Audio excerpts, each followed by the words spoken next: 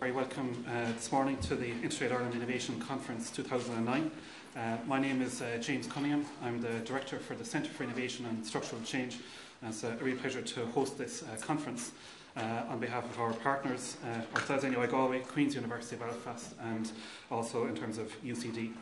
I suppose today, the focus of today is an academic focus to some extent, and really I suppose the first inaugural event of the community of researchers as part of this All-Ireland Innovation Programme sponsored by InterTrade Ireland. I suppose the housekeeping, just remind you to turn off your phones, and in the case of emergency, which I always wanted to say, the doors are here, and there's exits behind you.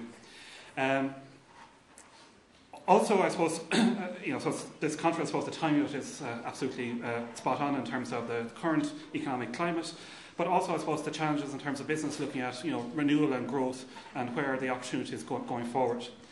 So, without further ado, it gives me great pleasure to invite Professor Terry Smith, our Vice President for Research at NUI Galway, to open day one of this conference. Thanks very much.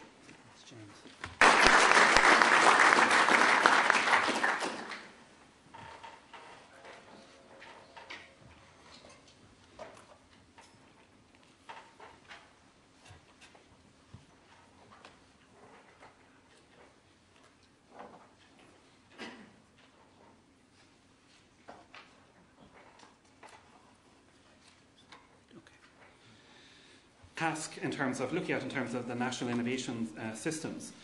I suppose if you look at your red notebook, I was tempted to put in the question smart economy ? Discuss, but I refrained from doing that in terms of your pack.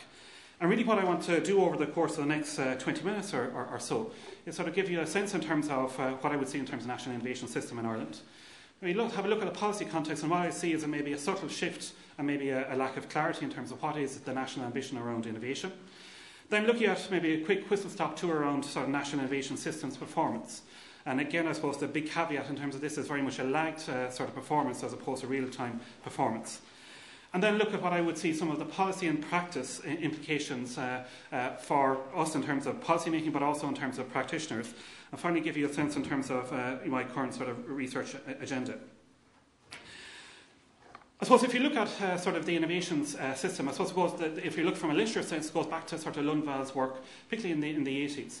And very much, I suppose, the definition there that I pulled from Nosey and Bellon, it's very much saying is that you're looking at in terms of combining technical capability within a country, leveraging some sort of social capital and capability, and also looking at in terms of public policy interventions so that you have an impact in terms of the overall innovation capacity of a country. So it's very much focused on the competitiveness, not alone in terms of, from an economic point of view, but also there might be some sort of social outcomes or social goods out of it. And the very strong role that public policy, and particularly in universities and public laboratories, play in terms of the whole innovation ecosystem and infrastructure. If you look at the sort of the literature over the last while or so, I suppose you're seeing a big emphasis in terms of this whole idea of cooperation and collaboration. The whole idea that no one has a sole sort of monopoly over knowledge is that you have to look at in terms of collaboration and also cooperation with some of your competitors in the marketplace in order to drive innovation. The death by distance development of ICT has enabled a lot of innovative activities and practices to occur. And finally, I suppose you're seeing is that innovation has become a multiple actor game. It's no longer a single entity or a single business or individuals. It is how you actually leverage your capability with state and other assets. Typically, I suppose, if you look at the innovation model in a firm, you have some degree of idea generation, both maybe drawn from internal and external environment. You look at the ideas in terms of the quality control. You look at the output, and management gets all the glory. But it's not as simple as that anymore. What I would see is that we're facing significant structural changes in economies, in financial markets, and also in the way that we organise and structure businesses going forward. I think the financial crisis has foreshortened that and has brought that to the fore. And really in terms of the way that innovation happens, in some senses it is a global and international phenomenon and requires global and international sort of embeddedness and connectivity. It also requires organisations to respond in a very different and distinct way than here before. So the issues of control, culture, the way that you incentivise, the risk management around innovation is very, very important issues. That in some senses, one argument is that the current economic crisis is a failure of management, not in terms of finances per se. But also, I suppose, Lundvall talks about is that the importance of the symbiotic relationship between public infrastructure and private sector entities in terms of the combination of these assets in order to drive competitiveness at a national economy. And I suppose then when you look at, the policy context, we've seen a number of key sort of major reports over the last number of years, that has in some senses tried to grapple in terms of, well, what does innovation mean for Ireland Inc.? What does it mean in terms of from a firm level, and how does it impact in terms of the individual performance, both for economic and social activities? I suppose if you go back, to the Enterprise Strategy Group back in 2004, I suppose the first sort of attempt in terms of looking at innovation and both entrepreneurship and looking at charting the new economy. And quite honestly, look now in terms of essential competitive conditions. Is our economy in terms of meeting the cost competitive issue? The restructuring, hopefully in terms of the economy, in terms of costs, will to some degree. The physical communication infrastructure is still not at a level required to compete internationally. The innovation entrepreneurship capacity has grown with some state support, but in some senses one could argue that that has been a result of the bounce of the ball in relation to the economic activity that has occurred over the last 15 years. And it's something that has been overlooked, I suppose, in terms of the management capability. I suppose I would argue that one of the strong reasons that we've retained a lot of our foreign direct investment in Ireland is down to the management capabilities within those entities that has managed to grow the mandate or managed to retain as much of the activities within the Irish space. And then you look at the sort of competitive advantages, everything from markets to effective, agile sort of communication structures and all of that. Then we move on to sort of the strategy for science, technology and innovation. And this is, I suppose, the big vehicle in relation to spend 8.2 billion, from 2007 to 2013. Sounds like a big figure, but when you spread it out over that period of time, it's still a significant amount of money, but it's nowhere near in terms of where we should be maybe spending in terms of increasing our scientific base within the Irish context. But also look at in terms of the articulation around the vision. Ireland by 2013 will be internationally renowned for its excellence in its research and will be at the forefront in generating and using new knowledge for economic and social progress within an innovation-driven culture. Honestly, a hand on heart, are we anywhere near achieving that grand vision? It sounds good. It has the right sort of components in terms of marrying sort of societal and economic needs. But how do we define internationally renowned? So it's if the only internationally renowned one in terms of the hard measures that you look at the OECD, performance metrics around outputs, but also there's a whole in terms of ability, in terms of, I suppose, reason or challenges around in terms of building up the soft culture in order for to drive this innovation-driven culture. And I suppose you look at it in terms of what has mapped out in that document. It's really building the critical masses in science space. So you see the investment going into third-level sectors. You're looking at the applied research in terms of maybe the competency centres that Enterprise Ireland have been rolling out, driving commercialisation of research, developing firm research capabilities and success in markets. The big issue is the finance piece. So if you look at it, I'll talk about later on, is in terms of just a lack of venture capital and just finance in order to fund innovation in economy. And in some senses, this is a very, very simple sort of the national systems innovation as proposed in the science strategy for science, technology and innovation. All very, very simple, but the practice is a lot different, I would argue.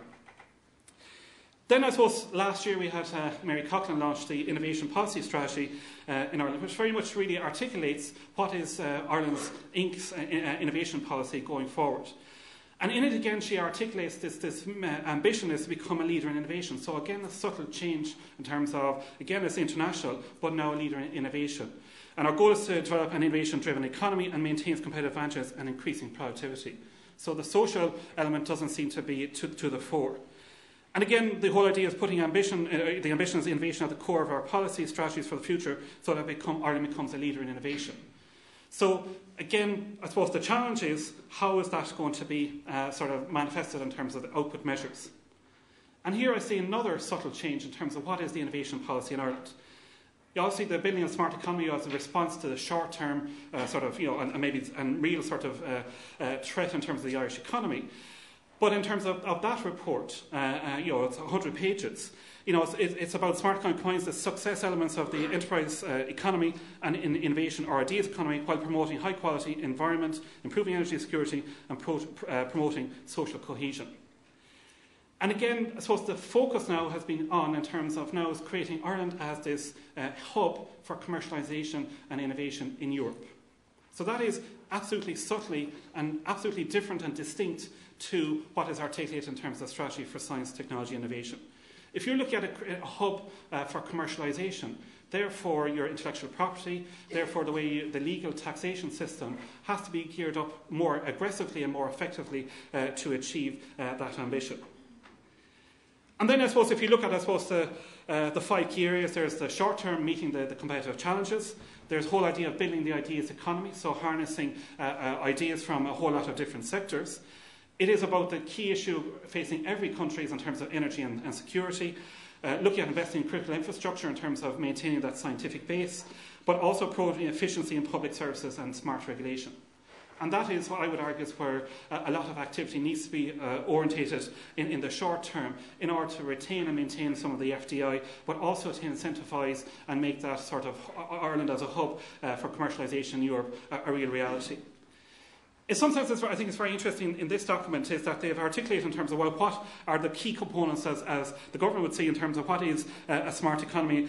They have everything from the physical capital, the social capital, the environmental capital, and also the capital around the human. And in some senses, these they would argue in terms of the 4 pillars. What I would argue is that if you look at what they describe as the attributes of the smart economy, if you read through it, there's everything from high-value rewarding jobs, thriving entrepreneurial culture, a destination of choice for FDI, everything from low-carbon economy. And this is the attributes of a policy document around the smart economy. Innovation isn't mentioned once explicitly in this. This is all in terms of describing a process, describing various different forms of activity which are very, very necessary in order to respond to the competitive threats. But implicit, I don't know in terms of implicit or it's not explicitly stated, well, if you're driving an innovation culture, then where is that in terms of the document? Entrepreneurial culture is very much a different culture from an innovation culture. And again, is this a sort of pipe dream that we sort of create in terms of using the smart economy to, as a catch-all phrase to cover a lot of different activities that we want to achieve? Or is it really about having a very strong key strategic focus on delivering, the next phase of economic growth in Ireland? And I suppose the big sort of challenge for the government going forward is that this sort of rhetoric and the language discourse described the sort of smart economy will come back to haunt them in terms of their ability to achieve on some of the the very rational ways in terms of and the necessary ways in terms of going forward. If we look at the sort of national innovation performance systems, is that I suppose the European Innovation Scorecard, probably some of you are very familiar with this, gives you a real snapshot in terms of how well an economy is doing in terms of its innovations scorecard. So you have everything from your input measures and also everything from sort of knowledge creation, innovation, entrepreneurship, output in terms of applications and also in relation to intellectual property. And you look at it in terms of just the investment that the government has made. So there are different green shoots here. But if you look at it there, you look at the investment in terms of science and engineering graduates. You look at it in terms of tertiary production. You look at public funding of innovation. In some senses, for the spend, we're off the charts, really, in terms of our EU partners. But again, you see in terms of red, there are some serious deficiencies still ongoing in terms of the economy. Really around in terms of business R&D expenditure. Last year, since 1.2 billion euro spent on R&D expenditure by Irish business. But that's nowhere near enough in order to actually grow and compete internationally on a sustainable basis. And absolutely try and actually control markets and control the competitive dynamic in those markets. And I suppose the real gap, and I suppose it's even more pertinent now, is in relation really to lack of venture capital. So if you want to encourage sort of entrepreneurial high-performance startups around innovation and technology, you need to incentivise that. And I suppose there is an over-reliance in terms of the public supports through Enterprise Ireland and other bodies. But that is not maybe a sustainable way going forward, let's say, given beyond the 2013 mark. The positive things, I suppose, are in terms of the human capital, which is absolutely essential given the structural changes that we have. In some senses, the broadening of the capacity and the investment in the sciences, humanities and social sciences, is very, very important, given the opportunities ahead really around convergent technologies, products, services and markets. So no longer businesses are looking at in terms of silo effect, I'm in media or I'm in sort of pharmaceuticals, but looking at horizontally right across different industries that they would normally go for, because the growth opportunities in their own industries have lessened. Also, I suppose what you're seeing is the first stages of the sort of impact of the throughput of economic effects of the investment in innovation, and also in terms of the doctoral sort of and sort of PhDs that are coming out. But still, if you look at performance in 2008, which is on this side there, is that we're still actually very much falling behind in terms of firm investments. That still is problematic in terms of the economy. So if you look at where we are, it's all about, in terms of where we are in relation to other peers, is about being an innovation follower. The policy ambition, as articulated in the Strategy for Science, Technology and Innovation, the innovation policy and the smart economy, to some extent, is about being an innovation leader. And being an innovation leader is about really thinking about sustainable difference at firm level, at policy level, and right through the economy. And building up a sort of a human sort of capacity, not only in terms of scientific knowledge, all that, but a management capacity right broader, right across the economy. Interestingly enough is that what you're seeing is new trends now emerging in terms of actually looking at innovation in a more broader way. So instead of just focusing on the hard measures, input, output, this is what we're getting for our spend, but also is broadening out the sort of measurements in terms of creative climate. And I suppose this is, the EU's first attempt, Pro-Innovative Europe's first attempt, in terms of looking at what sort of measuring creative climates around innovation, design culture in a country. And as you see, Ireland does quite well. So knowledge in our nature that ID Ireland sort of articulates in their marketing, actually there is tangible proof in terms of our performance. And this is absolutely very, very essential. Because going forward, innovation is about creation of new products and services, I would believe, around convergent technologies. It's about bringing an ICT company, bioscience company, and maybe a services company together and creating new products and services right across healthcare, social science, social services, and also in terms of the public service space. If you look at, I suppose, the expenditure, what we're looking at in terms of the higher education sort of expenditure is again very much primed in terms of government expenditure, but it's really we've come up the rankings in terms of the OECD, so something from 24th up to 13th over a 6-year period. The danger is that that the brakes will come off and that the investment will not go in as it needs to at a time where we have obviously other demands in terms of our public resources. Taking the brakes off now, I think, would have a detrimental effect, because if you're looking at being an innovation leader, then you have to develop world-class expertise, particularly in your publicly funded universities and also in terms of laboratories, because that attracts, in terms of some of the foreign direct investment, but also the innovation capital around the world. If you look at entrepreneurial activity, again, you have to look at OECD or EU, we come out quite ahead. So we've very much come up, this is from the GEM report last year, from nascent entrepreneurs in the OECD we're 6th, from new firms entrepreneurs we're 3rd, from early stage entrepreneurs we're 4th, and from established entrepreneurs we're 2nd. If you look at the EU measures, we're even stronger. My argument, I would argue, is that this is from 2004 to 2007. I think the only way to go is down.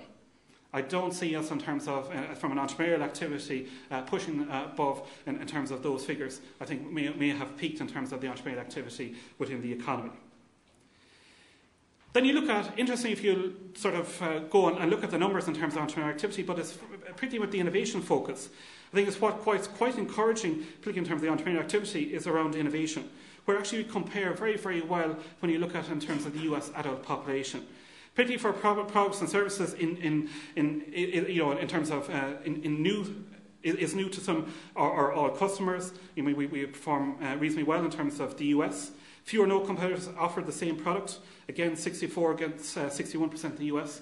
So it shows that there are signs that we're actually developing something that's new and novel that actually gives us a competitive capability in terms of entering those markets with those entrepreneurs, both nationally and internationally. And using new technologies, again, we compare reasonably well with the US. And that is very, very important because, it's not about herd-like mentality of replicating what other sort of companies or other sort of technologies are doing around innovation. It's about creating something that's very, very distinct and novel in an Irish context. And again, this is, very, very encouraging, and hopefully the momentum will continue. I suppose the big argument is, for the €8.2 billion spent, what is going to be the output measures? Obviously, I suppose the taxpayer and we as taxpayers are, the more and more arguments around what is the value for money. So if you look at, I suppose, the spend of 8.2 million, how much is going to get you in terms of intellectual property? And I suppose the real deficit, I suppose, in the Irish context is that our sort of intellectual property base in terms of registering for patents and all that is very, very low. And I suppose this is acknowledged in a sort of the Circle report that they did for Forfos back in 2004, saying that the levels of activity are very, very low because of the dual economy effects.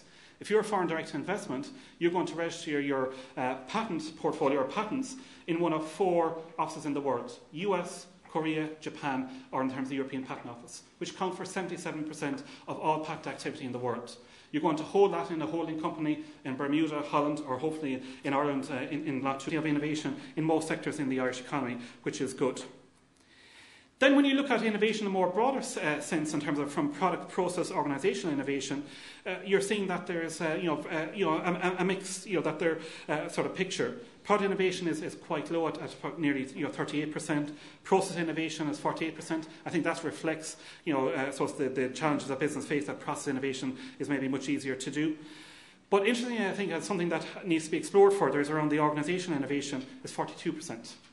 And this is an interesting figure because this is about creating new business models, new ways of doing business, looking at maybe putting in different new management practices, processes, activities that actually underpin innovation activity. And this is, I suppose, very, very important going forward because innovation is, yes, about technology and all of those sort of things, but also it's about the thinking of the business model around execution. But interestingly, in terms of the innovation collaboration, we're actually very, very low, particularly when we're going into a period where in order to be a real serious innovation player, both nationally but at firm level, you need international connectivity. You need to be embedded with the knowledge centres, the knowledge leaders in the world in whatever space you're in.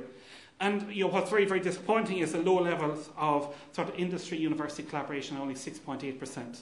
In other economies, it's a lot higher. There's an awful lot, if some of you maybe have read the Innovation magazine yesterday in the Irish Times, it's not Boston or Berlin, it's Bavaria. In terms of, if you have a look at that in terms of online, it's, very much that they invested significant amount of monies over a long period of time in terms of universities and public research labs. And that then drove a lot of the innovation activity, your BMWs and all Siemens and all of that. And I suppose this is the big challenge, is that sort of connectivity for businesses, particularly with knowledge centres, is critically important to their competitiveness. So how else are they going to create sort of new and novel ways, processes and practices and products? If I look at in terms of the impacts, as articulated in the Forfos Innovation Survey, like product range, new products in terms of markets and quality, but you can see the barriers are everything from lack of funds to cost to qualified people, right down to difficulty in finding cooperation. Again, I suppose this is the typical laundry list that you would find in terms of barriers to innovation. Some of them, yes, are structural in terms of the national innovation system, but some are structural within firms, and there's a lot of, I suppose, that I would argue that firms can do, but also very, very clever leveraging in terms of the intellectual assets within the state. This, I suppose, is the strengths and weaknesses as articulated in the strategy, science, technology, innovation, in terms of the overall national innovation systems for Ireland. And again, you look at the sort of weaknesses, and the big question I would have is in terms of the smart economy and the innovation policy document, do they actually fundamentally address the weaknesses articulated in the strategy for science and technology? So, does the smart economy document really address the low availability of capital, the lack of funding for support for key disciplines, the number of studying science in terms of leaving cert, and right through in terms of the research capacity in universities, which I would say needs to be accelerated and deepened and invested in a lot more aggressively than heretofore. So what are the policy implications? If you would argue in some senses, we've been very lucky in terms of economic activity has driven a lot of our innovation activity. And also in terms of safe support and invention, intervention has helped in that, because in some senses, from a policy point of view, in some sense of framing in terms of, well, what are the key issues in terms of innovation performance. The big concern I would have in terms of maybe the change in direction, and what I would see is the lack of clarity. What is the national innovation strategy? So are you creating a sort of an innovation-driven culture, or are you looking at something, are you creating a hub in terms of commercialisation in Europe? Those are two very distinctive, sort of paths to follow, and require very, very distinctive and maybe different, in some ways complementary, ways of approaching and supporting that. The danger, I suppose, with the economic activity and the slowdown is that instead of becoming an innovation leader, we're status quo, or we could become an innovation trailer. And that has significant implications for the level of investment coming into the country, not alone from the foreign direct investment sources, but also for the ability of universities and publicly funded research and research in general around innovation to attract best-in-class researchers, human capital, and other types of resources. And also, I suppose, what I would see as the key policy issues is in relation to what I would say is we're a small island economy. We need to have greater, more aggressive inter-collaboration between the different actors in terms of public and private. So if you think of it, India this year will produce 4 million software developers. Japan will produce more computer sciences than the US. You look at the investments in terms of bioscience, biotechnology. We're only a small sort of nation. We have to look at an island, so you have to look at in terms of where we're going to smartly position our capability. And one of the real sort of competitive advantages that we have is the agility of bringing together different actors in terms of other economies. Also, I would argue is that there is a lot we could do in terms of, that will cost the government some money, but not a whole lot, in terms of regulatory and tax incentives and supports around, innovation behaviours. Particularly in terms of supporting the foreign direct investment community, but also in terms of firms. The absorptive capacity in terms of PhDs, scientists, looking at all of that into the wider economy. Also, I would argue that we should look at in terms of taking the top 2,000 or 3,000 potential high-performance managers in the country and absolutely sweat them or broaden their sort of capability right across in terms of not only the broad sciences sort of piece, but also in terms of the business modelling, innovation, strategy, organisational change, and all of that. And if we are serious about being an innovation-driven culture, then we have to look seriously in terms of the educational curriculum, in terms of, both in terms of primary, secondary, and also in terms of third level. Because the future we're facing is that, yes, there is individual sort of technical and discipline expertise that's required, but also there's a broad understanding in terms of the social, behavioural aspects in order to deploy technologies, in order to impact in terms of behaviours. And that requires a broader and deeper understanding than just your discipline area, whatever that may be in the science, technology, engineering, humanities, and social sciences. It also requires a flexibility of approach.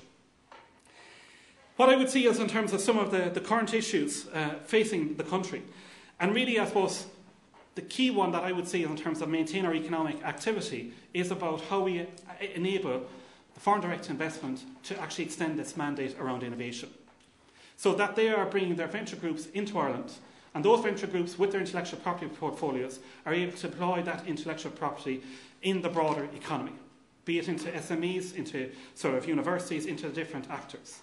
And that requires, in terms of making that a risk-free activity, it also requires an ability for the economy to absorb that sort of capability. By bringing that sort of capability into the country and extending that mandate, then you're creating the influence in order to drive sort of innovation agenda and ultimately drive competitiveness in markets that those companies serve on a globally. Also, I suppose for SMEs, I think the big challenge is around the absorptive capacity. So if NUI Galway were to look at licensing out particular technologies, do SMEs have the capability to negotiate, do the sort of financing, but also do they have the innovation and entrepreneurship champions to actually look at, rather than pump and dump sort of businesses, to look at a sort of 20, 30, 40-year builds in terms of those businesses. And if you look at, as far as the European Union looks at in terms of the top performing countries, sort of companies in Ireland, the 1,000 best performing in terms of research development in Ireland, it's the Kerry Group and CRH are the top two, not any of the sort of more sort of indigenous sort of technology companies that we would see. And I suppose the real concern I would have in terms of the research community In some senses, we're doubling sort of PhDs, we're putting all this human capital, investing in all of that. And in terms of how are they going to be absorbed into the wider economy? How are the different assets within the economy, both in terms of economic and social assets, going to leverage that real sort of intellectual firepower? If you look at it in terms of some of the science areas, looking at figures there recently, is that they are, in terms of the economic value, are worth more than a hospital consultant in terms of their earning power over a period of their working life. That's what, because assuming that they register patents and they're involved in terms of commercialisation. And the danger is that if they don't have the mobility to go in and out of the economy and different work in terms of different institutions, that we're actually producing researchers for other economies to actually exploit going forward. And I suppose the issue is in terms of developing their commercial capabilities and awareness. I suppose in terms of my sort of current research and going forward is I'm working with Paul O'Reilly in DIT, and we're looking at in terms of the role of principal investigators as one of the key drivers of commercialisation and innovation activity. And the others in terms of with two PhD students, Damien Orne and Keir Fitzgerald, looking at academic entrepreneurship and strategy process that underpin university and business collaboration. And that's ongoing at the moment. Finally, to sort of wrap up in terms of this sort of whistle-stop tour in terms of national innovation system in Ireland. So two key messages I would sort of leave you with.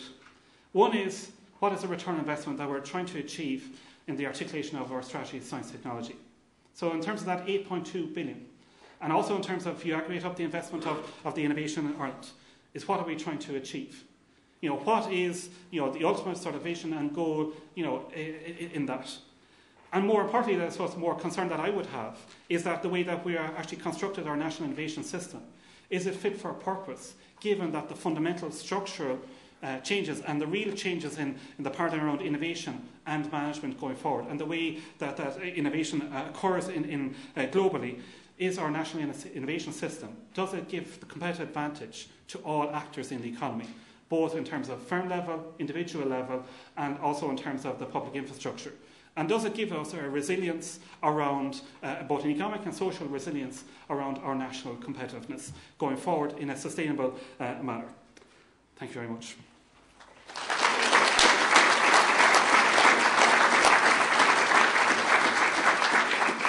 Okay, that's me done. So I would like to invite Nola Hewlett-Dundas to give the next presentation. Nola is a senior lecturer in innovation at Queen's University Belfast, and I suppose has been one of the instigators of setting up this community of researchers in Ireland. Innovation and Policy Research Fellow with the National Endowment for Science, Technology and Arts in